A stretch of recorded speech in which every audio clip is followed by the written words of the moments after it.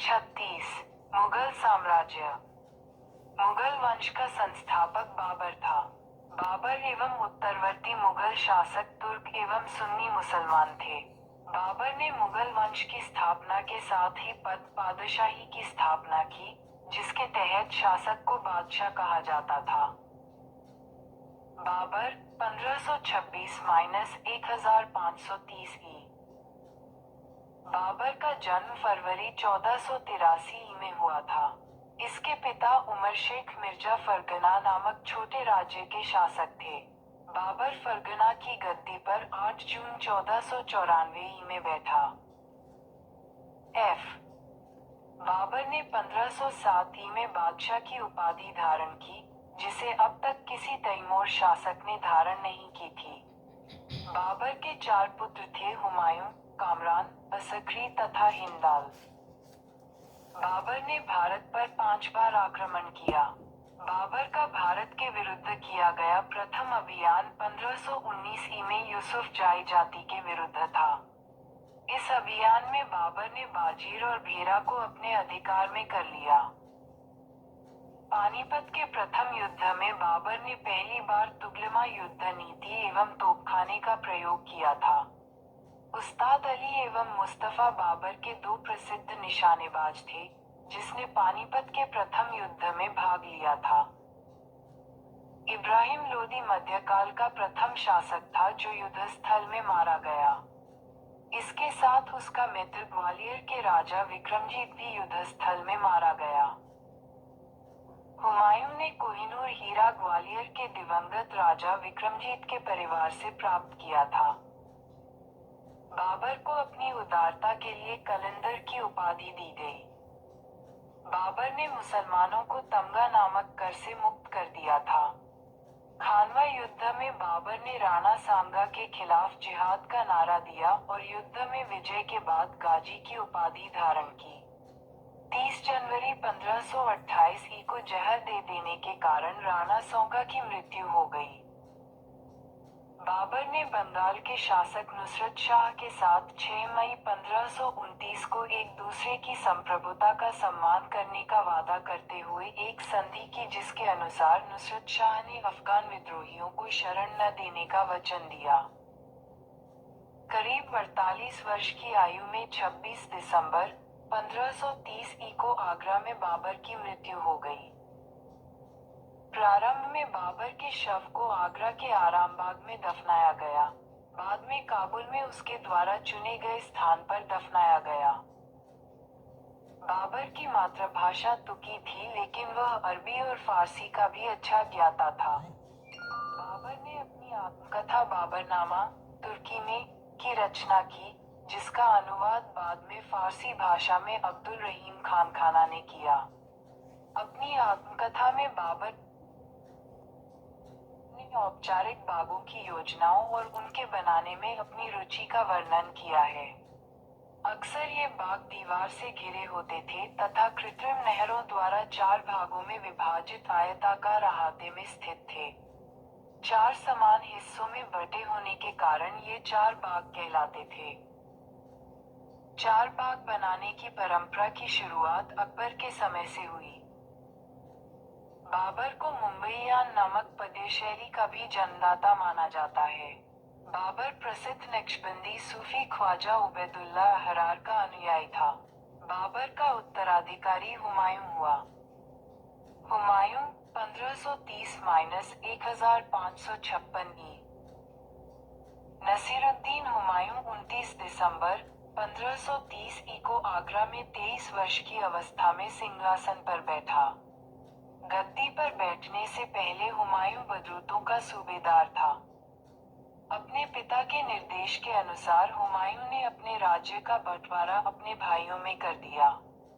इसने कामरान को काबुल और कंधार, मिजां जस्करी को संभल, मिर्जालिया को अजवर व मेवाड़ की जागीरें दी। अपने चचेरे भाई सुलेमान मिर्जों को हुमायूं ने बख्शोपदेश दिया। 1533 में हुमायूं ने दीनपनाह नामक नए नगर की स्थापना की थी। चौसा का युद्ध 25 जून 1539 में शेर खां एवं हुमायूं के बीच हुआ। इस युद्ध में शेर खां विजयी रहा। इसी युद्ध के बाद शेर खां ने शेरशाह की पदवी ग्रहण कर ली। बिलग्राम या कन्नौज युद्ध 17 मई 1540 में शेर खां एवं हुमायूं के बीच हुआ। इस युद्ध में भी हुमायूं पराजित हुआ। शेर खां ने आसानी से आगरा एवं दिल्ली पर कब्जा कर लिया। बिलग्राम युद्ध के बाद हुमायूं सिंध चला गया, जहां उसने 15 वर्षों तक घुमक्कड़ों जैसा निर्वासित जीवन व्यतीत किया। निर्वासन के समय हुमायूं ने हिंदाल के आध्यात्मिक गुरु फारसवाई शिया मीर बाबा दोस्त उर्फ मीर अली अकबर जामी की पुत्री हमीदा बानो बेगम से 29 अगस्त 1541 को निकाह कर लिया। कालांतर में हमीदा से ही अकबर जैसे महान सम्राट का जन्म हुआ। 1555 में हुमायूं ने पंजाब के शूरी शासक सिकंदर को पराजित कर पुनः दिल्ली की गद्दी पर बैठा। हुमायूं द्वारा बढ़े गए 4 प्रमुख युद्धों का क्रम है: देवरा 1531 चौसा 1539, बिलग्राम 1540 एवं सरहिंद का युद्ध 1555। 1 जनवरी 1556 को वीन पनाह भवन में स्थित पुस्तकालय शेर मंडल की सीढ़ियों से गिरने के कारण हुमायूं की मृत्यु हो गई। हुमायूं के बारे में इतिहासकार लेनपुल ने कहा है कि हुमायूं गिरते पड़ते इस जीवन से मुक्त हो गया, ठीक उसी तरह जिस तरह तमाम जिंदगी वह गिरते पड़ते चलता रहा था। हुमायूंनामा की रचना गुलवदन बेगम ने की थी। हुमायूं ज्योतिष में विश्वास करता था, इसलिए इसने सप्ताह के 7 दिन 7 रंग के कपड़े पहनने के नियम बनाए। शेरशाह 1540-1545 ही सूर साम्राज्य का संस्थापक अफगान वंशीय शेरशाह सूरी था। Doctor KR. कानूंगो के अनुसार हरियाणा प्रांत के नारनौल, महेंद्रगढ़ स्थान पर इब्राहिम के पुत्र हसन के घर वर्ष 1486 में शेरशाह का जन्म हुआ था। परमात्मा शरण का विचार है कि शेरशाह का जन्म वर्ष 1472 में हुआ था। इनके बचपन का नाम फरीद खां था। ये सूर वंश से संबंधित था। इनके पिता हसन खां जौनपुर राज्य के अंतर्गत सासाराम के जमींदार थे। फरीद ने एक शेर को तलवार के एक ही वार से मार दिया था। उसकी इस बहादुरी से प्रसन्न होकर बिहार के अफगान शासक सुल्तान मोहम्मद बहार खां लोहानी ने उसे शेर खां की उपाधि प्रदान की। शेरशाह बिलग्राम युद्ध 1540 के बाद दिल्ली की गद्दी पर बैठा। शेरशाह की मृत्यु कालिंजर के किले को जीतने के क्रम में 22 मई 1545 को हो गई। मृत्यु के समय वह ऊंका नाम का आग्नेयास्त्र चला रहा था। कालिंजर का शासक कीरत सिंह था। हिंद तथा ईरानी वास्तुकला के समन्वय का प्रथम उदाहरण है शेरशाह का मकबरा, जिसे सासाराम में झील के बीच ऊंचे टीले पर निर्मित किया गया है। रोहतासगढ़ किला, किला-ए-कोहना, दिल्ली नामक मस्जिद का निर्माण शेरशाह के द्वारा किया गया था। शेरशाह ने रोहतासगढ़ के दुर्ग एवं कन्नौज के स्थान पर शेरसूर नामक नगर बसाया। शेरशाह का उत्तराधिकारी उसका पुत्र इस्लाम शाह था। शेरशाह ने भूमि की माप के लिए 32 अंक वाला सिकंदरी गज एवं सन की डंडी का प्रयोग किया। शेरशाह के समय पैदावार का लगभग 1/3 भाग सरकार लगान के रूप में वसूल करती थी।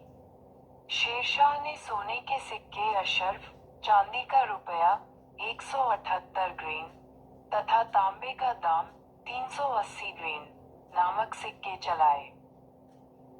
चांदी का रुपया सर्वप्रथम शेरशाह ने जारी किया। 14 के रुपए तांबे के दाम का विनिमय अनुपात 1:64 का था।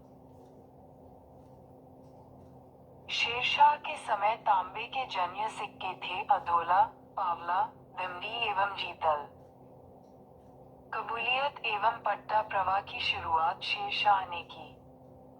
शेरशाह ने 1541 में पाटलिपुत्र को पटना के नाम से पुनः स्थापित किया। इसने ग्रेट ट्रंक रोड की मरम्मत करवाई। डाक प्रथा का प्रचलन शेरशाह के द्वारा ही किया गया। मलिक मोहम्मद जायसी शेरशाह के समकालीन थे। अकबर 1556-1605 की। सम्राट अकबर का जन्म 15 अक्टूबर 1542 को हमीदा बानो बेगम के गर्भ से अमरकोट के राणा वीर साल के महल में हुआ। अकबर के बचपन का नाम जलाल था। उसका राज्याभिषेक 14 फरवरी 1556 को पंजाब के कलानौर नामक स्थान पर हुआ। ये जलालुद्दीन मोहम्मद अकबर बादशाही गाजी की उपाधि से राजसिंहासन पर बैठा। बैरम खो, शिया मतावल्ली, 1556 से 1560 ई तक अकबर का संरक्षक रहा। ये बदख्शों का निवासी था। उसे प्यार से खानी बाबा कहा जाता था। पानीपत की दूसरी लड़ाई 5 नवंबर 1556 को अकबर और हेमू के बीच हुई थी। इस युद्ध में अकबर की विजय हुई थी। 31 जनवरी 1561 को मक्का की तीर्थ यात्रा के दौरान पाटन नामक स्थान पर मुबारक खां नामक युवक ने बैरम खां की हत्या कर दी। मई 1562 में अकबर ने हरम दल से अपने को पुनर्तः मुक्त कर लिया। हल्दीघाटी का युद्ध 18 जून 1576 को मेवाड़ के शासक महाराणा प्रताप एवं अकबर के बीच हुआ। इस युद्ध में अकबर विजयी हुआ। इस युद्ध में मुगल सेना का नेतृत्व मान सिंह एवं आसफ खां ने किया था। अकबर का सेनापति मान सिंह था। हल्दीघाटी युद्ध के समय कुंभलगढ़ राणा प्रताप का राजधानी थी।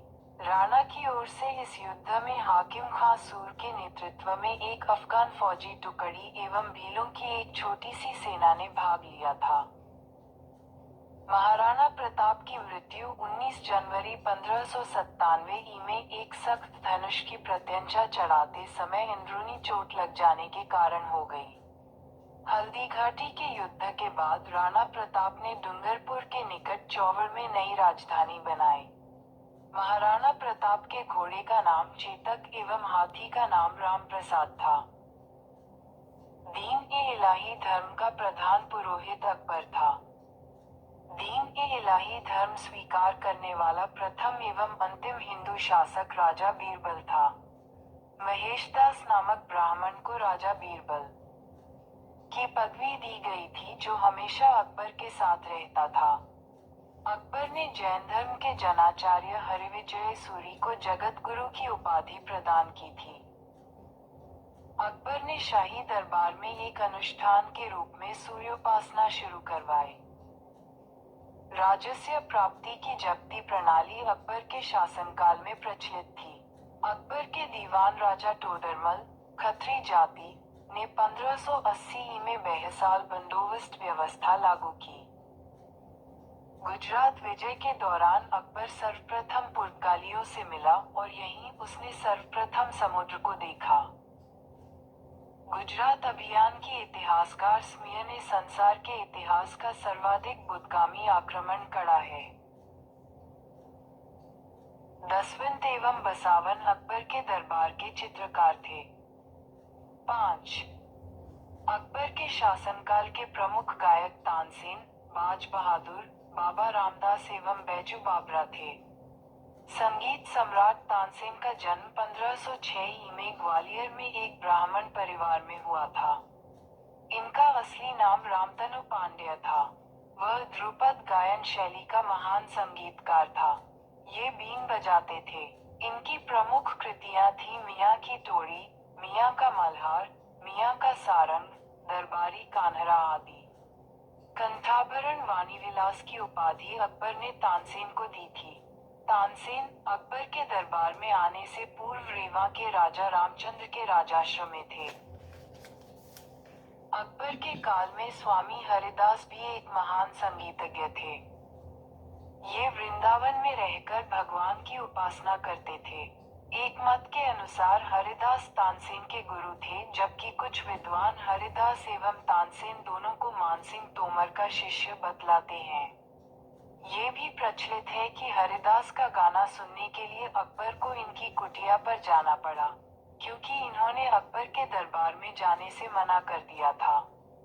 इनका कहना था कि वे केवल अपने भगवान के लिए ही गाते हैं, दरबार से उनका कोई सरोकार नहीं। दास्तान-ए-अमीर हमजा, हमजानामा, प्रसिद्ध अरबी महाकाव्य के नाम से भी प्रसिद्ध है। यह मुगल चित्रशाला की सबसे पहली अत्यंत महत्वपूर्ण कृति है। इसमें हजरत मोहम्मद साहब के चाचा अमीर हमजा के वीरतापूर्ण कारनामों का चित्रित संग्रह है। इस पांडुलिपि का चित्रण मीर सैयद अली, पर्यवेक्षक, और अब्दुस्समद के नेतृत्व में ग्वालियर, गुजरात, लाहौर, कश्मीर तथा मालवा आदि से बुलाए गए लगभग 100 चित्रकारों के एक समूह ने किया। हमजानामा को चित्रित करने का कार्य हुमायूं के काल में प्रारंभ हुआ और अकबर के काल में पूर्ण हुआ। इस कार्य को पूरा करने में 15 वर्ष लगे। इसे अंतिम रूप से चित्रित करने का कार्य अब्दुस्समद ने किया। इसके चित्र को चित्रपट कहा गया। अकबर की शासन प्रणाली की प्रमुख विशेषता मनसबदारी प्रथा थी। अकबर के समकालीन प्रसिद्ध सूफी संत शेख सलीम चिश्ती थे। अकबर की मृत्यु 16 अक्टूबर 1605 ई को हुई। इसे आगरा के निकट सिकंदरा में दफनाया गया। स्थापत्यकला के क्षेत्र में अकबर की महत्वपूर्ण कृतियां हैं दिल्ली में हुमायूं का मकबरा, आगरा का लाल किला, फतेहपुर सीकरी में शाही महल, दीवाने खास, पंचमहल, बुलंद दरवाजा, जोधाबाई का महल, इबादत खाना, इलाहाबाद का किला और लाहौर का किला। अकबर के दरबार को सुशोभित करने वाले 9 रत्न थे। 1. अबुल फजल, 1551, 1602, 2. फैजी, 1547, 1595, 3. तानसेन, 4. बीरबल, 1528, 1583, 5. टोडरमल, 6. राजा मानसिंह, 7. अब्दुल रहीम खान ए खाना, 8. फकीर रजीउद्दीन, 9.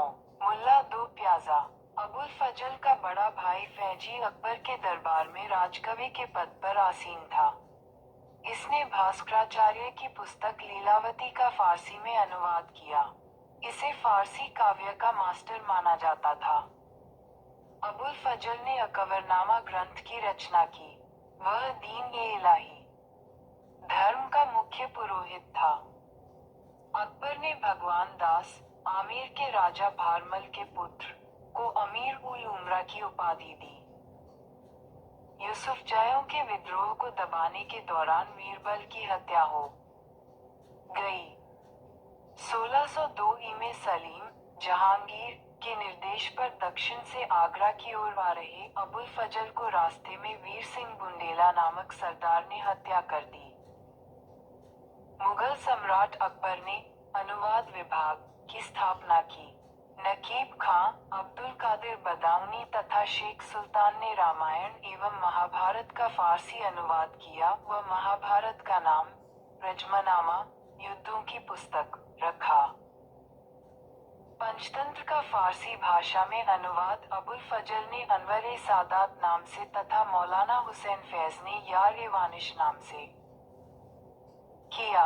हाजी इब्राहिम सरहदी ने अथर्ववेद का, मुल्ला शाह मोहम्मद ने राजतरंगिणी का, अब्दुर्रहीम खान खाना ने तुजुक-ए-बाबरी का तथा फैजी ने लीलावती का फारसी में अनुवाद किया। फैजी ने नल दमयंती, सूरदास द्वारा रचित कथा का फारसी में अनुवाद कर उसका नाम सहेली रखा। भागवत पुराण का अनुवाद फारसी में टोडरमल ने किया। अब्दुल कादिर बदायूनी ने सिंहासन बत्ती का अनुवाद फारसी में किया।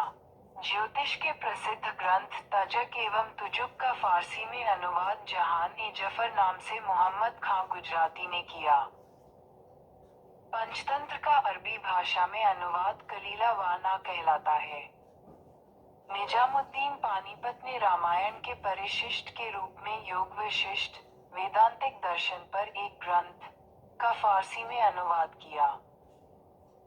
अकबर के काल को हिंदी साहित्य का स्वर्ण काल कहा जाता है।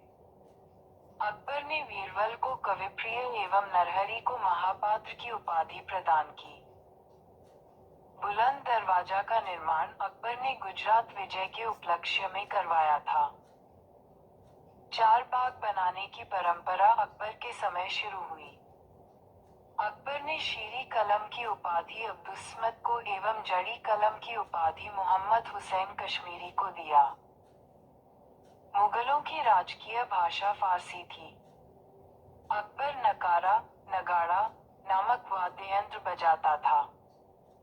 मुगल मुद्रा व्यवस्था की सुव्यवस्थित रूप प्रदान करने का श्रेय अकबर को प्राप्त है। उसके एक सिक्के पर कलमे की जगह अल्लाह उ अकबर जल्ले जलालहू तथा दूसरी ओर टकसाल का नाम अंकित था। उसके चांदी के एक अन्य सिक्के के एक भाग पर धनुर्धारी राम और राम के पीछे सीता की प्रतिमाएं अंकित है और ऊपर राम सिंह शब्द अंकित है। अकबर ने असीरगढ़ के विजय की स्मृति में अपने सिक्कों पर बाज की आकृति अंकित करवाई। जहांगीर 1605-1627 अकबर का उत्तराधिकारी सलीम हुआ, जो 24 अक्टूबर 1605 को नूरुद्दीन मोहम्मद जहांगीर बादशाही गाजी की उपाधि धारण कर गद्दी पर बैठा। जहांगीर का जन्म 30 अगस्त 1569 में हुआ था। अकबर ने अपने पुत्र का नाम सलीम सूफी संत शेख सलीम चिश्ती के नाम पर रखा। जहांगीर को न्याय की जंजीर के लिए याद किया जाता है। ये जंजीर सोने की बनी थी, जो आगरा के किले के शाहबुर्ज एवं यमुना तट पर स्थित पत्थर के खंभे में लगवाई हुई थी। जहांगीर द्वारा शुरू की गई तुजुक-ए-जहांगीरी नामक आत्मकथा को पूरा करने का श्रेय मोतरविद खां को है। जहांगीर के सबसे बड़े पुत्र खुसरो ने 1606 में अपने पिता के विरुद्ध विद्रोह कर दिया। खुसरो और जहांगीर की सेना के बीच युद्ध जलंधर के निकट भैरावल नामक मैदान में हुआ। खुसरो को पकड़कर कैद में डाल दिया गया। खुसरो की सहायता देने के कारण जहांगीर ने सिखों के 5वें गुरु अर्जुन देव को फांसी दिलवा दी। खुसरो गुरु से गोइंदवाल में मिला था। अहमदनगर के वजीर मलिक अंबर के विरुद्ध सफलता से खुश होकर जहांगीर ने खुर्रम को शाहजहां की उपाधि प्रदान की। 1622 में कंधार मुगलों के हाथ से निकल गया। शाह अब्बास ने इस पर अधिकार कर लिया। नूरजहां ईरान निवासी मिर्जा गयास बेग की पुत्री नूरजहां का वास्तविक नाम मेहरुन्निसा था। 1594 में नूरजहां का विवाह अलीकुली बेग से संपन्न हुआ। जहांगीर ने एक शेर मारने के कारण अलीकुली बेग को शेर अफगान की उपाधि प्रदान की। 1607 में शोर अफगान की मृत्यु के बाद मेहरुन्निसा अकबर की विधवा सलीमा बेगम की सेवा में नियुक्त हुई। सर्वप्रथम जहांगीर ने नवरोज त्योहार के अवसर पर मेहरुन्निसा को देखा और उसके सौंदर्य पर मुग्ध होकर जहांगीर ने मई 1611 में उससे विवाह कर लिया। विवाह के पश्चात जहांगीर ने उसे नूरमहल व नूरजहां की उपाधि प्रदान की। नूरजहां के सम्मान में जहांगीर ने चांदी के सिक्के जारी किए। जहांगीर ने गियास बेग को शाही दीवान बनाया एवं इत्माद-उद-दौला की उपाधि दी। जहांगीर के शासनकाल में ईरानियों को उच्च पद प्राप्त हुए। लाडली बेगम शेर अफगान एवं मेहरुन्निसा की पुत्री थी, जिसकी शादी जहांगीर के पुत्र शहरयार के साथ हुई थी। नूरजहां की मां असमत बेगम ने गुलाब से इत्र निकालने की विधि खोजी थी। महावत खां ने झेलम नदी के तट पर 1626 में जहांगीर, नूरजहां एवं उसके भाई आसफ खां को बंदी बना लिया था। जहांगीर के 5 पुत्र थे। 1 खुसरो, 2 परवेज, 3 खुर्रम, 4 शहरवार, 5 जहांदार। 28 अक्टूबर 1627 को भीमवार नामक स्थान पर जहांगीर की मृत्यु हो गई। उसे शहादरा, लाहौर में में रावी नदी के किनारे दफनाया गया। मुगल चित्रकला अपने चरमोत्कर्ष पर जहांगीर के शासनकाल में पहुंची। जहांगीर के दरबार के प्रमुख चित्रकार थे आगा रजा, अबुल हसन, मोहम्मद नासिर, मोहम्मद मुराद, उस्ताद मंसूर, विशनदास, मनोहर एवं गोवर्धन, फारूक बेग, दौलत। जहांगीर ने आगा रजा के नेतृत्व में आगरा में एक चित्रणशाला की स्थापना की। मुगल शासकों में सर्वप्रथम जहांगीर ने ही राजा की आकृति युक्त सिक्के जारी किया। इसके समय निसार चांदी का सिक्का था जो रुपए के चौथाई के बराबर होता था। उस्ताद मंसूर एवं अबुल हसन को जहांगीर ने क्रमशः नादिर अल उस एवं नादिरुजमा की उपाधि प्रदान की। इसने संस्कृत के कवि जगन्नाथ को पंडित राज की उपाधि दी। जहांगीर ने अपनी आत्मकथा में लिखा कि कोई भी चित्र, चाहे वह किसी मृतक व्यक्ति या जीवित व्यक्ति द्वारा बनाया गया हो, मैं देखते ही तुरंत बता सकता हूँ कि यह किस चित्रकार की कृति है। यदि किसी चेहरे पर आंख किसी एक चित्रकार ने, भौहें किसी और ने बनाई हो, तो भी यह जान लेता हूँ कि आंख किसने और भौहें किसने बनाई है। जहांगीर के समय को चित्रकला का स्वर्णकाल कहा जाता है। इत्माद उद दौला का मकबरा 1626 में नूरजहां बेगम ने बनवाया। मुगलकालीन वास्तुकला के अंतर्गत निर्मित ये प्रथम ऐसी इमारत है जो पूर्ण रूप से बेदाग सफेद संगमरमर से निर्मित है। सर्वप्रथम इसी इमारत में पित्रादुरा नामक जड़ाऊ काम किया गया। अशोक के कौशाम्बी स्तंभ, वर्तमान में प्रयाग पर समुद्रगुप्त की प्रयाग प्रशस्ति तथा जहांगीर का लेख उत्कीर्ण है। जहांगीर के मकबरा का निर्माण नूरजहां ने करवाया था। जहांगीर के शासनकाल में कैप्टन हॉकिंस, प्रथम अंग्रेज, sir Thomas Roe, William Finch एवं एडवर्ड टेरी जैसे यूरोपीय यात्री आए थे। भारत में तंबाकू की खेती सर्वप्रथम जहांगीर के शासनकाल में प्रारंभ हुई थी। पुर्तगालियों द्वारा सर्वप्रथम 1605 में दक्षिण में तंबाकू की खेती प्रारंभ किया गया। पुर्तगाली इसे ब्राजील से लाए थे। जहांगीर के समय ही मराठे पहली बार मुगलों की सेवा में 1620 आए। शाहजहां 1627-1657 ई। जहांगीर के बाद सिंहासन पर शाहजहां बैठा। जोधपुर के शासक मोटा राजा उदय सिंह की पुत्री जगत गोसाई के गर्भ से 5 जनवरी 1592 ई को खुर्रम शाहजहां का जन्म लाहौर में हुआ था। 1612 ई में खुर्रम का विवाह आसफ खां की पुत्री अर्जुमंद बानो बेगम से हुआ, जिसे शाहजहां ने मलिका-ए-जमानी की उपाधि प्रदान की। 7 जून 1631 ई में प्रसव पीड़ा के कारण उसकी मृत्यु हो गई।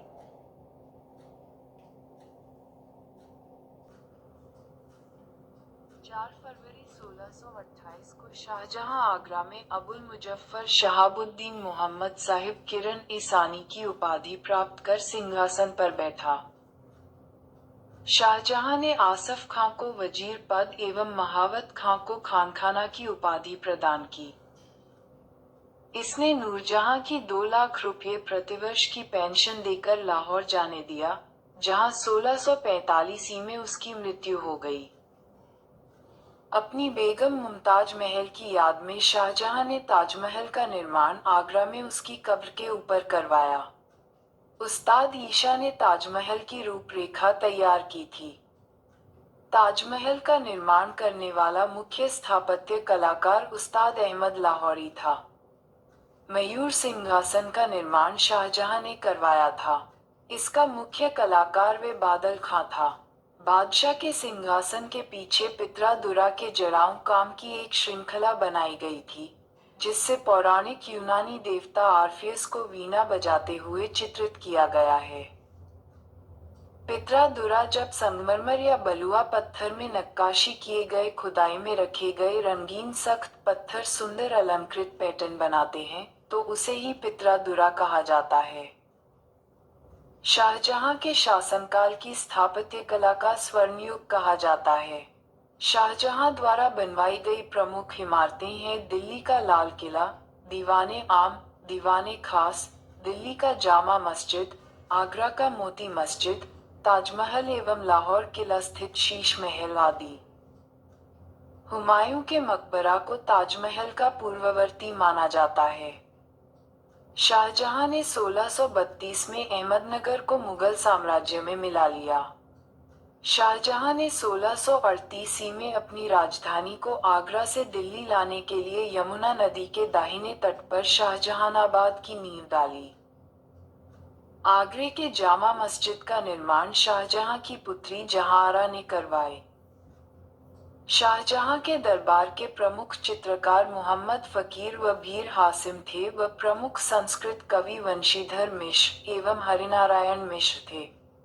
शाहजहां ने संगीतज्ञ लाल खां को गुण समंदर की उपाधि एवं संगीतज्ञ जगन्नाथ जो हिंदी का कवि भी था, को महाकविराय की उपाधि से सम्मानित किया। शाहजहां के पुत्रों में दारा शिकोह सर्वाधिक विद्वान था। इसने भगवद गीता, योग विशिष्ट, उपनिषद एवं रामायण का अनुवाद फारसी में करवाया। इसने सर अकबर, महान रहस्य नाम से उपनिषदों का अनुवाद करवाया था। दारा शिकोह कादिरी सिलसिले के मुल्ला शाह बदखी का शिष्य था। फ्रांसवा वनिया दारा शिकोह का चिकित्सक था। शाहजहां की पुत्री जहांआरा ने शेख मुइनुद्दीन चिश्ती की जीवनी मुनिस अल अरवाह नाम से लिखी। जहांआरा मुल्ला शाह बदख्शी की शिष्या थी। इसने भी कादिरी सूफी सिलसिले में दीक्षा ली थी। शाहजहां ने दिल्ली में एक कॉलेज का निर्माण एवं दारुल बका नामक कॉलेज की मरम्मत कराई। सितंबर 1657 में शाहजहां के गंभीर रूप से बीमार पड़ने और मृत्यु का अफवाह फैलने के कारण उसके पुत्रों के बीच उत्तराधिकार का युद्ध प्रारंभ हुआ। उस समय शुजा बंगाल, मुराद गुजरात एवं औरंगजेब दक्कन में था। 15 अप्रैल 1658 में दारा एवं औरंगजेब के बीच चरमट का युद्ध हुआ। इस युद्ध में दारा की पराजय हुई। सामूगढ़ का युद्ध 29 मई 1658 को वारा एवं औरंगजेब के बीच हुआ। इस युद्ध में भी दारा की हार हुई। उत्तराधिकार का अंतिम युद्ध देवराय की घाटी में मार्च 1659 को हुआ। इस युद्ध में दारा के पराजित होने पर उसे इस्लाम धर्म की अवहेलना करने के अपराध में 30 अगस्त 1659 को हत्या कर दी गई। दारा शिकोह ने अपना निर्वासित जीवन अलवर, राजस्थान के कनख्वाड़ी किला में बिताया। इस किला का निर्माण जय सिंह -11 ने किया था। शाह बुलंद Iqbal, king of Lofty Fortune, के रूप में दारा शिकोह जाना जाता है। 8 जून 1658 को औरंगजेब ने शाहजहां को बंदी बना लिया। आगरा के किले में अपने कैदी जीवन के 8वें वर्ष अर्थात 22 जनवरी 1666 को 74 वर्ष की अवस्था में शाहजहां की मृत्यु हो गई। औरंगजेब 1658-1707 ई। औरंगजेब का जन्म 24 अक्टूबर 1618 ई को दोहाद, गुजरात नामक स्थान पर हुआ था। औरंगजेब के बचपन का अधिकांश समय नूरजहां के पास बीता। 18 मई 1637 को फारस के राजघराने की दिलरास बानी बेगम के साथ औरंगजेब का निकाह हुआ। आगरा पर कब्जा कर जल्दबाजी में औरंगजेब ने अपना राज्याभिषेक अब्दुल मुजफ्फर मुहिउद्दीन मोहम्मद औरंगजेब बहादुर आलमगीर बादशाह गाजी की उपाधि से 31 जुलाई 1658 को करवाया।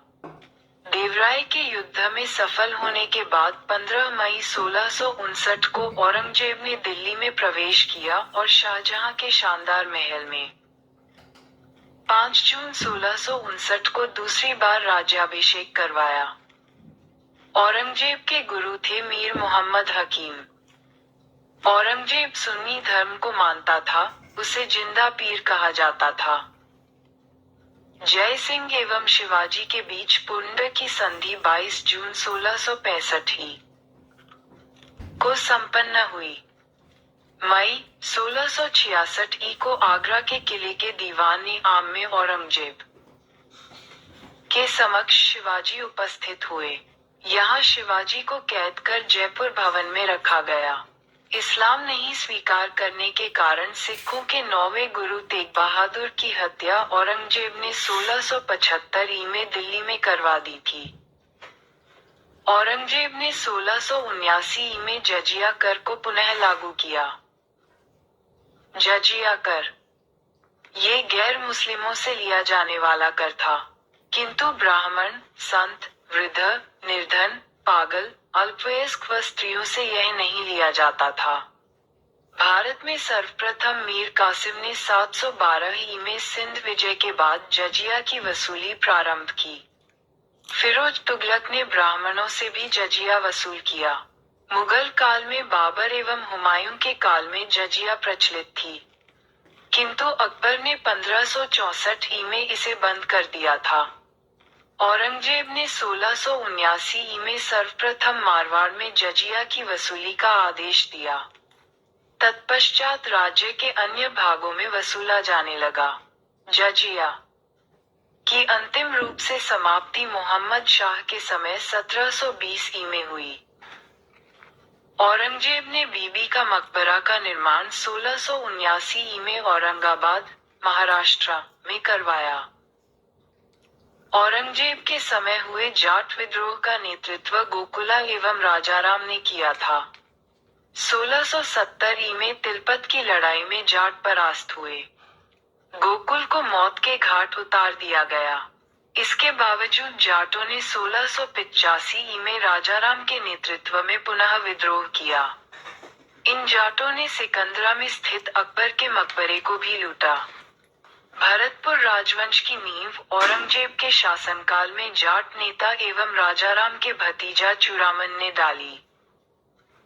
1686 ई में बीजापुर एवं 1687 ई में गोलकुंडा को औरंगजेब ने मुगल साम्राज्य में मिला लिया। मदन्ना एवं अकन्ना नामक ब्राह्मणों का संबंध गोलकुंडा के शासक अबुल हसन से था। औरंगजेब के समय में हिंदू मनसबदारों की संख्या लगभग 337 थी, जो अन्य मुगल सम्राटों की तुलना में अधिक थी। औरंगजेब सर्वाधिक हिंदू अधिकारियों की नियुक्ति करने वाला मुगल सम्राट था। औरंगजेब का पुत्र अकबर ने दुर्गादास के बहकावे में आकर अपने पिता के खिलाफ विद्रोह किया। औरंगजेब ने कुरान को अपने शासन का आधार बनाया। इसने सिक्के पर कलमा खुदवाना, नवरोज का त्योहार मनाना, भांग की खेती करना, गाना बजाना, झरोखा दर्शन, तुलादान प्रथा, इस प्रया में सम्राट को उसके जन्मदिन पर सोने, चांदी तथा अन्य वस्तुओं से तौलने की प्रथा थी।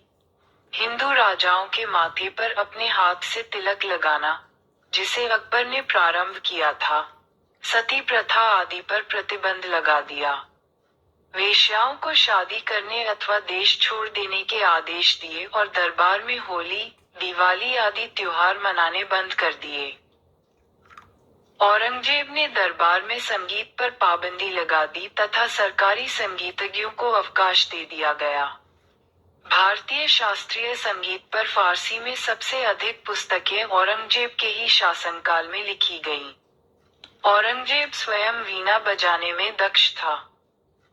औरंगजेब ने 1665 ई में हिंदू मंदिरों को तोड़ने का आदेश दिया। इसके शासनकाल में तोड़े गए प्रमुख मंदिरों में पाटन का सोमनाथ का मंदिर, बनारस का विश्वनाथ मंदिर एवं वीर सिंह देव द्वारा जहांगीर काल में मथुरा में निर्मित केशव देव राय मंदिर थे। औरंगजेब की मृत्यु 20 फरवरी 1707 ई को हुई। इसे खुलदाबाद, जो अब रोजा कहलाता है, में दफनाया गया। औरंगजेब के समय सूबों की संख्या 20 थी। औरंगजेब दारुल हर्ब, काफिरों का देश, को दारुल इस्लाम, इस्लाम का देश, में परिवर्तित करने को अपना महत्वपूर्ण लक्ष्य मानता था। औरंगजेब के शासनकाल में मुगल सेना में सर्वाधिक हिंदू सेनापति थे। फ्रांसीसी यात्री फ्रांकोइस बर्नियर औरंगजेब के चिकित्सक थे। 37 मुगल शासन व्यवस्था। मंत्रिपरिषद को विजारत कहा जाता था। बाबर के शासनकाल में वजीर पद काफी महत्वपूर्ण था।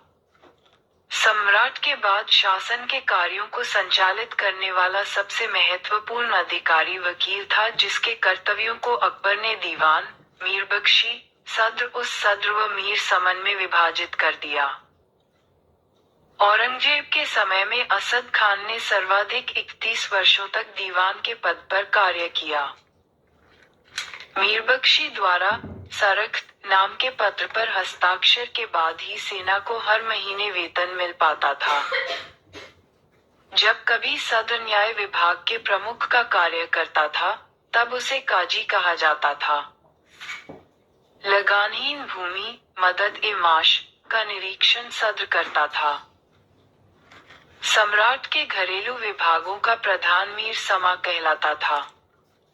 सूचना व गुप्तचर विभाग का प्रधान दरोगा ए डाक चौकी कहलाता था। शरीयत के प्रतिकूल कार्य करने वालों को रोकना, आम जनता के दुष्चरित्रता से बचाने का कार्य मुहत्सिब नामक अधिकारी करता था। प्रशासन की दृष्टि से मुगल साम्राज्य का बंटवारा सूतों में, सूर्यों का सरकार में, सरकार का परगना या महाल में, महाल का जिसी या दस्तूर में और दस्तूर ग्राम में बटे थे। प्रशासन की सबसे छोटी इकाई ग्राम थी, जिसे मावदा या दी कहते थे। मावदा के अंतर्गत छोटी छोटी बस्तियों को नागा कहा जाता था। शाहजहां के शासनकाल में सरकार एवं परगना के मध्य चकला नाम की एक नई इकाई की स्थापना की गई थी। भूमिका के विभाजन के आधार पर मुगल साम्राज्य की समस्त भूमि 3 वर्गों में विभाजित थी। खालसा भूमि, प्रत्यक्ष रूप से बादशाह के नियंत्रण में। जागीर भूमि, तनख्वाह के बदले दी जाने वाली भूमि। सयुरगल या मदद ए माश अनुदान में दी गई लगानहीन भूमि, इसे मिल्क भी कहा जाता था। शेरशाह द्वारा भू राजस्व हेतु अपनाई जाने वाली पद्धति राई का उपयोग अकबर ने भी किया था। अकबर के द्वारा करोड़ी नामक अधिकारी की नियुक्ति 1573 में की गई थी। इसे अपने क्षेत्र से 1 करोड़ दाम वसूल करना होता था। 1580 में अकबर ने देहसाला नाम की नवीन कर प्रणाली प्रारंभ की। इस व्यवस्था को टोडरमल बंदोबस्त भी कहा जाता है। इस व्यवस्था के अंतर्गत भूमि को 4 भागों में विभाजित किया गया। 1570-71 में टोडरमल ने खालसा भूमि पर भू राजस्व की नवीन प्रणाली जब्ती प्रारंभ की। इसमें कर निर्धारण की 2 श्रेणी थी, एक को तखशीस एवं दूसरे को तहसील कहते थे। औरंगजेब ने अपने शासनकाल में नस्क प्रणाली को अपनाया और भू राजस्व की राशि को उपज का आधा कर दिया। मुगल काल में कृषक 3 वर्गों में विभाजित थे। खुदकाश्त, ये किसान उसी गांव की भूमि पर खेती करते थे, जहां के वे निवासी थे। पाही काश्त, ये दूसरे गांव जाकर कृषि कार्य करते थे। मुजारना खुदकाश्त कृषकों से भूमि किराए पर लेकर कृषि कार्य करते थे। मुगल काल में नील उत्पादन के प्रसिद्ध केंद्र आगरा, भरतपुर के बयाना तथा गुजरात में सरखेज थे। सबसे उत्तम प्रकार का नील बयाना क्षेत्र एवं सरखेज में पैदा होता था। अफीम मुख्यतः मालवा एवं बिहार में होता था। शोरा उत्पादन का प्रमुख केंद्र बिहार था। कपड़ा उद्योग के अंतर्गत ददनी प्रथा का प्रचलन था। इसका तात्पर्य कारीगरों को अग्रिम भुगतान से था। उत्तम श्रेणी का ऊनी वस्त्र और शाल कश्मीर तथा लाहौर में तैयार होता था।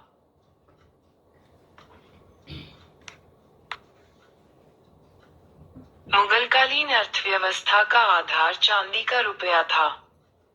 दस्तक व्यवसाय परमित था। दैनिक दैनिक लेन देन के लिए तांबे के दाम का प्रयोग होता था। 1 रुपया में 40 दाम होते थे। मुगल सेना 4 भागों में विभक्त थी। 1. पैदल सेना। 2. घुड़सवार सेना। 3. तोपखाना और 4. हाथी सेना। मुगलकालीन सैन्य व्यवस्था पुनर्तः मनसबदारी प्रथा पर आधारित थी। इसे अकबर ने प्रारंभ किया था। 10 से 500 तक मनसब प्राप्त करने वाले मनसबदार, 500 से 2500 तक मनसब प्राप्त करने वाले उमरा एवं 2500 से ऊपर तक मनसब प्राप्त करने वाले अमीर या आजम कहलाते थे। जात से व्यक्ति के वेतन एवं प्रतिष्ठा का ज्ञान होता था। सवार पद से घुड़सवार दस्तों की संख्या का ज्ञान होता था। अकबर के शासनकाल में 29 ऐसे मनसबदार थे जो 5000 जात की पदवी के थे। औरंगजेब के शासनकाल तक ऐसे मनसबदारों की संख्या 79 थी। जहांगीर ने सवार पद में 2 अस्पा एवं सेह अस्पा की व्यवस्था की। सर्वप्रथम ये पद महाबक खां को दिया गया। मनसबदारों के अलावा खुद मुगल शाहनशाह भी फुटकर घुड़सवार रखते थे जिन्हें अहदी कहा जाता था। अहदियों को भद्र घुड़सवार कहा गया है और उनके वेतन दूसरे घुड़सवारों से काफी ज्यादा होते थे। ये बहुत ही विश्वस्त सैन्य दल के सदस्य होते थे। उनकी भर्ती स्वयं शाहनशाह किया करते थे और उनकी हाजिरी लेने के लिए अलग अधिकारी होते थे। अहदी 5-5 घोड़े भी रखते थे, लेकिन कुछ ऐसे अहदी भी थे जिनमें से 2 एक ही घोड़े में हिस्सेदारी करते थे। अहदियों के कर्तव्य बहुमुखी होते थे। शाही कार्यालय के अधिकतर मुंशी, दरबार के चित्रकार और शाही कारखानों के फोमेन इसी सैन्य दल से चुने जाते थे।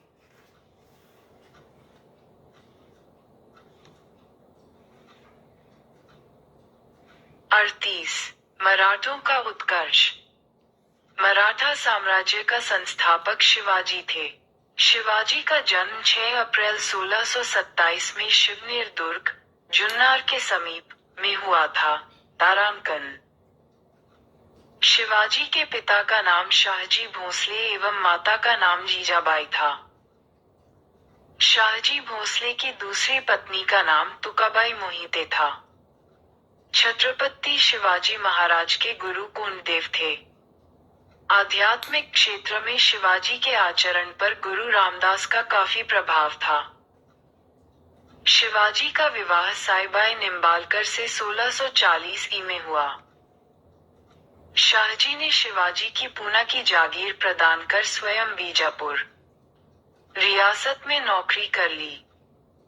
अपने सैन्य अभियान के अंतर्गत 1644 में शिवाजी ने सर्वप्रथम बीजापुर के तोरण नामक पहाड़ी किले पर अधिकार किया। 1656 में शिवाजी ने रायगढ़ को अपनी राजधानी बनाया। शिवाजी को राजा की उपाधि औरंगजेब ने दी थी। बीजापुर के सुल्तान ने अपने योग्य सेनापति अफजल खां को सितंबर 1659 में शिवाजी को पराजित करने के लिए भेजा।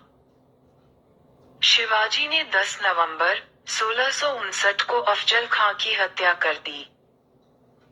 शिवाजी ने सूरत को 1664 एवं 1670 में छूटा। पुरंदर की संधि 1665 में महाराजा जय सिंह एवं शिवाजी के मध्य संपन्न हुई। उस समय मनुची भी वहां उपस्थित था।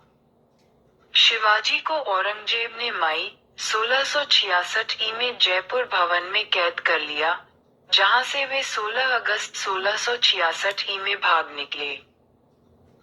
1672 में शिवाजी ने पन्हाला दुर्ग को बीजापुर से छीना। 5 जून 1674 को शिवाजी ने रायगढ़ में वाराणसी, काशी के प्रसिद्ध विद्वान श्री गंगाभट्ट द्वारा अपना राज्याभिषेक करवाया। मूल रूप से गंगाभट्ट महाराष्ट्र का एक सम्मानित ब्राह्मण था, जो लंबे समय से वाराणसी में रह रहा था। कर्नाटक अभियान 1676-78 शिवाजी का अंतिम अभियान था। इन्होंने 1678 में जिंजी का किला विजित किया जो उनकी अंतिम विजय थी। मात्र 53 वर्ष की आयु में 3 अप्रैल 1680 को शिवाजी की मृत्यु हो गई। इनका अंतिम संस्कार राजाराम, दूसरी पत्नी सोयराबाई का पुत्र, ने संपन्न किया। इनकी मृत्यु के समय संभाजी पन्हाला के किले में कैद थे। शिवाजी के मंत्रिमंडल को अष्टप्रधान कहा जाता था। अष्टप्रधान में पेशवा का पद सर्वाधिक महत्वपूर्ण एवं सम्मान का होता था। शिवाजी ने दरबार में मराठी को भाषा के रूप में प्रयोग किया। शिवाजी की सेना 3 महत्वपूर्ण भागों में विभक्त थी। 1. पागा सेना, नियमित घुड़सवार सैनिक। 2. सिरदार, अस्थायी घुड़सवार सैनिक। 3. पैदल सेना। शिवाजी को तोपें अंग्रेजों ने प्रदान की थी। मराठा राज्य के अंतर्गत 2 प्रकार के क्षेत्र होते थे। 1. स्वराज, जो क्षेत्र प्रत्यक्षतः मराठों के नियंत्रण में थे, उन्हें स्वराज क्षेत्र कहा जाता था। 2. मुघई, मुल्क ए कदीम, यह वह क्षेत्र था जिसमें वे चौथ एवं सरदेशमुखी वसूल करते थे। चौथ एवं सरदेशमुखी स्वराज से नहीं लिए जाते थे बल्कि उन जगहों से लिए जाते थे जहां मुगल या दक्कनी राजाओं का शासन था। चौय भूराजस्व का 1/4 था जो मराठों के उस क्षेत्र पर आक्रमण नहीं करने के लिए दिया जाता था। सरदेशमुखी 10% का अतिरिक्त अधिभार था जो उस क्षेत्र से लिया जाता था जो मुगलों के अधीन था पर मराठा उस पर दावा करते थे। महाराष्ट्र के प्रमुख संत। 1. ज्ञानदेव या ज्ञानेश्वर, 1275-1296 ई. महाराष्ट्र में भक्ति आंदोलन के जनक, मराठी भाषा और साहित्य के संस्थापक, भगवत गीता पर भावाय दीपिका नामक बृहद टीका लिखी, जिसे सामान्य रूप से ज्ञानेश्वरी के नाम से जाना जाता है। बकरी संप्रदाय के प्रवर्तक। 2. नामदेव, 1270-1350 ग्राम। इनके आराध्य देव पंढरपुर के विठोबा या विठ्ठल थे। बरकरी संप्रदाय के विकास में इनकी प्रमुख भूमिका थी। इन्होंने अनेक भक्तिपरक मराठी गीतों की रचना की जो अभंगों के रूप में प्रचलित है। मराठी के जलावे इन्होंने ब्रजभाषा और खड़ी बोली में गीतों की रचना की। नामदेव को सगुण एवं निर्गुण संतों के बीच की कड़ी माना जाता है। इनमें कुछ पद गुरु ग्रंथ साहिब में संकलित है। मुखबानी नामक पुस्तक में इनकी रचनाएं संग्रहित हैं। 3. एकनाथ, 1533-1599 ई. इन्होंने रामायण पर भावार्थ रामायण नामक टीका लिखी। 4. तुकाराम, 1598-1650 ई. इन्होंने भक्तिपरक कविताएं लिखी जिन्हें अभंग कहा जाता है। ये अभंग भक्तिपरक काव्य के ज्योतिपुंज हैं। 5. रामदास, 1608-1681 ई. महाराष्ट्र के अंतिम महान संत कवि। दशबोध उनकी रचनाओं और उपदेशों का संकलन है। इसमें उन्होंने कर्म दर्शन का उपदेश दिया। इन्होंने महाराष्ट्र में भगवान राम की पूजा को लोकप्रिय बनाया। आनंदवन भुवन नामक अपने पुस्तक में रामदास जी ने जातिगत भेदभाव से मुक्ति, स्त्रियों की दशा में सुधार आदि विषयों पर अपने सद्विचार व्यक्त किए हैं। नोट: महाराष्ट्र में भक्ति आंदोलन मुख्यतः 2 संप्रदायों में विभक्त था। 1. बरकरी संप्रदाय, अर्थात बिठोवा पंथ, कृष्ण को मानने वालों का पंथ ज्ञानदेव, नामदेव, तुकाराम। 2. धरकरी संप्रदाय, अर्थात राम पंथ, रामदास। ग्रेटर देन सरंजामी प्रथा का संबंध मराठा भूराजस्व व्यवस्था से है। शिवाजी की कर व्यवस्था मलिक अंबर की कर व्यवस्था पर आधारित थी। शिवाजी ने रस्सी द्वारा माप की व्यवस्था के स्थान पर काठी एवं मानक छड़ी के प्रयोग को आरंभ किया। शिवाजी ने 1679 में अन्नाजी दत्तो द्वारा व्यापक भूमि सर्वेक्षण करवाया। शिवाजी के समय कुल उपज का 33% भाग राजस्व के रूप में वसूला जाता था, जो बढ़कर 40% हो गया था।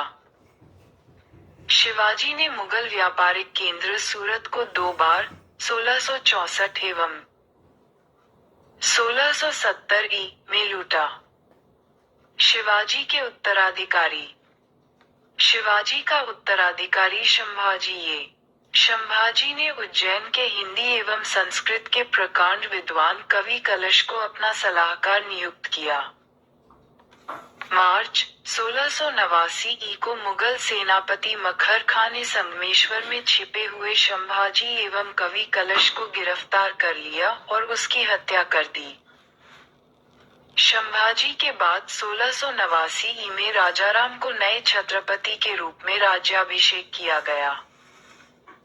राजाराम ने अपनी 10वीं राजधानी सतारा को बनाया।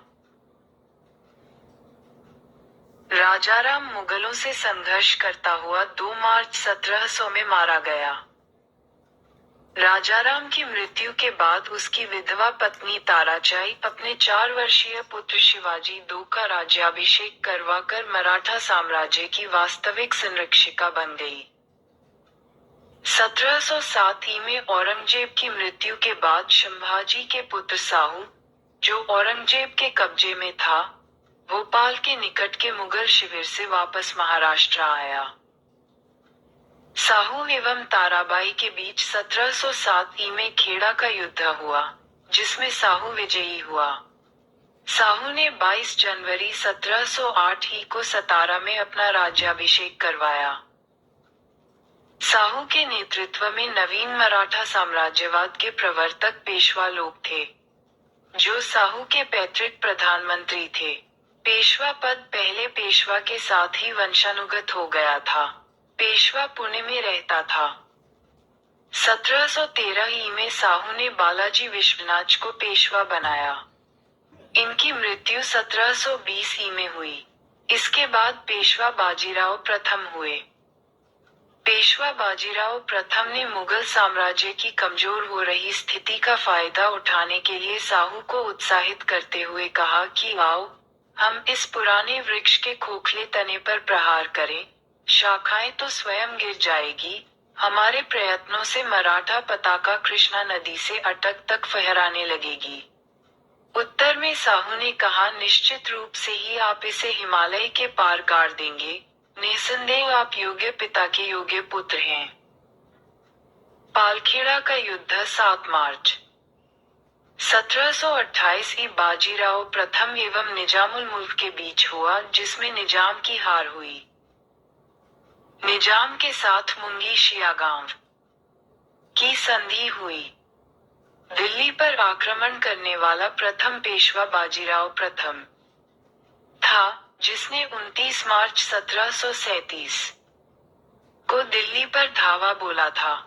उस समय मुगल बादशाह मोहम्मद शाह दिल्ली छोड़ने के लिए तैयार हो गया था। बाजीराव प्रथम मस्तानी नामक महिला से संबंध होने के कारण चर्चित रहा था। 1740 में बाजीराव प्रथम की मृत्यु हो गई। बाजीराव प्रथम की मृत्यु के बाद बालाजी बाजीराव 1740 में पेशवा बना।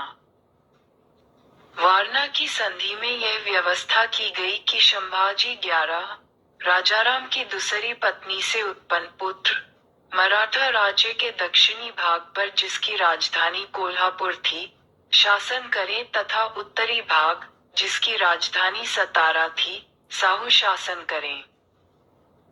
संगोला का संधि बालाजी बाजीराव और राजाराम II के बीच हुई। इसके अनुसार मराठा संगठन का वास्तविक नेता पेशवा बन गया। सूरत की संधि के अनुसार अंग्रेजों ने रघुनाथ राव को सैनिक सहायता देना स्वीकार किया तथा युद्ध में विजय के उपरांत उसे पेशवा बनाने का भी वचन दिया। कोनाचा साहब के नाम से भी जाना जाता था। सामूगढ़ का युद्ध 29 मई 1658 को वारा एवं औरंगजेब के बीच हुआ।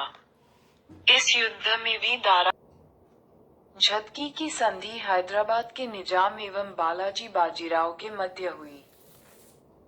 बालाजी बाजीराव के समय में ही पानीपत का तृतीय युद्ध 14 जनवरी 1761 हुआ, जिसमें मराठों की हार हुई। इस हार को नहीं सह पाने के कारण बाचाजी की मृत्यु 1761 ई में हो गई। माधवराव नारायण प्रथम 1761 ई में पेशवा बना। इसने मराठों की खोई हुई प्रतिष्ठा को पुनः प्राप्त करने का प्रयास किया। माधवराव ने ईस्ट इंडिया कंपनी की पेंशन पर रह रहे मुगल बादशाह शाह आलम II को पुनः दिल्ली की गद्दी पर बैठाया। मुगल बादशाह अब मराठों का पेंशनभोगी बन गया।